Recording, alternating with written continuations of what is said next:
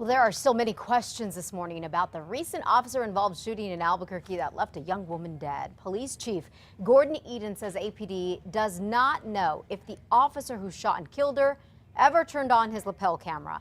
And that wasn't all the chief did not know. Matt picks up the story from there. Matt. That is right, Liz. Now keep this in mind. This news conference yesterday was one Police Chief Gordon Eden asked for. And during it, he could not provide the answers to some very basic questions. Among them, Mr. Eden says he didn't know if anybody could back up the officer's story about why he shot and killed Mary Hawks. Just tell us if anybody else besides Deere actually saw the shooting take place. I cannot answer that question because I don't have that information. Again, this is the theme this morning. Lots of unanswered questions and not a lot of answers from Police Chief Gordon Eden. This was now 3 days after Jeremy Deere shot and killed Mary Hawks near Wyoming in Zuni. Chief Eden says Hawks pointed this gun at Officer Deere before Deere opened fire on her. News 13 has been asking APD since that shooting if that information was based on Deere's account or lapel video. On-scene supervisors and on-scene personnel provide preliminary information. At this time, we have no video of the shooting.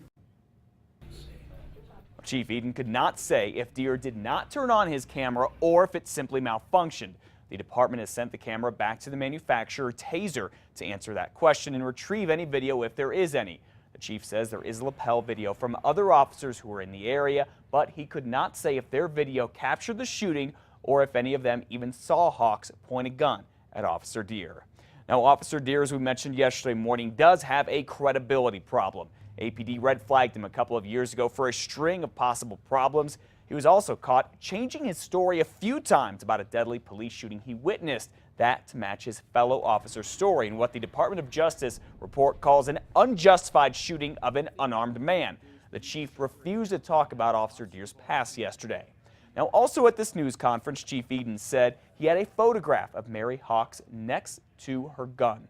Then he produced a picture of the gun, but it wasn't next to the body. It was back at the crime lab. So we asked APD and the mayor's office to please get us the picture the chief talked about. APD finally ended up sending us an email saying, quote, "Due to the ongoing investigation, we will not release such a photograph at this time." Meanwhile, Chief Eden says the Federal Bureau of Alcohol, Tobacco, and Firearms is trying to trace the gun's history. This is a gun the chief brought to the news conference that was very similar to the one that investigators say Mary Hawks had. Now, if it turns out Officer Jeremy Deere did not turn his camera on, Chief Eden says he could be disciplined. We're talking anything from getting a written reprimand to getting suspended.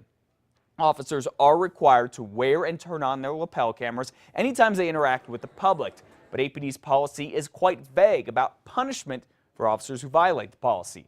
The Justice Department report underscores officers inconsistently using their lapel cameras here.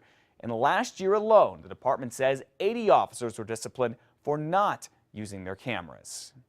All right, make sure you count on KRQE on air and online as we stay with this APD story following the latest development in the department's latest deadly shooting. Elizabeth?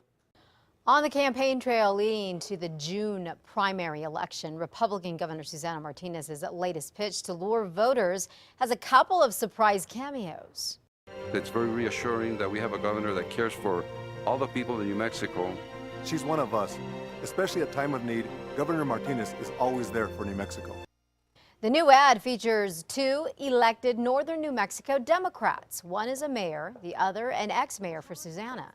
It's Martinez's second TV ad in the primary campaign in which she is unopposed. None of the 5 Democrats vying to unseat her are on TV yet, but we are hearing from some of them.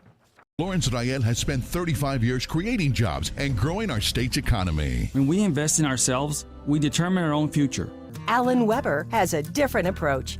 End tax breaks for out-of-state corporations. Raise the minimum wage. The primary election is June 3rd. That is just 6 weeks away. Embattled Bernalillo County Treasurer Manny Ortiz is trying to stop a recall petition against him from making it onto the ballot during the November election. He is fighting the case before the New Mexico Supreme Court today. Ortiz is accused of mishandling county finances and leaving Bernalillo County nearly $23 million in the hole. The massive loss forced every department to make cuts. Last month, the judge ruled there is enough evidence of wrongdoing for Ortiz's critics to move forward with a recall attempt. Resident George Richmond is leading that charge. Ortiz denies any wrongdoing. We'll let you know when the high court makes a decision. It has been a rough month in New Mexico for the waste isolation pilot plant, full of reports from the feds. Here's what they're saying about that radiation leak that happened. Poor management, an eroding safety culture, ineffective maintenance, and a lack of oversight are all to blame for the leak. That is what the Department of Energy investigators found. The DOE report was previewed last night at a public meeting in Carlsbad. It is being released to the public today. The report does not cover how the radiation leak happened. Crews are going underground trying to determine that. It'll be at least a month before we know if our water bills are going to get a bit more expensive in Albuquerque and Bernalillo County. But as of right now, adding fluoride to our water is a no-go. The Albuquerque-Bernalillo County Water Authority Board voted against it last night, but the board is pledging to consider that again when federal health agencies issue their final fluoride recommendations. Fluoride is naturally in Albuquerque's water system. The Water Authority stopped adding it back in 2011. Well, here is a feather in our cap this morning. New Mexico ranks in the top 15 states for people being registered to be organ donors. 1 million people here in New Mexico are registered to do that. That's about 56% of us. And the state wants even more people to sign up, and it's having a drive to do that today to make it very easy for you. It's at the Montgomery Plaza at 10 o'clock this morning. Right now, 122,000 people all across the country need an organ transplant. 750 of them are right here in New Mexico.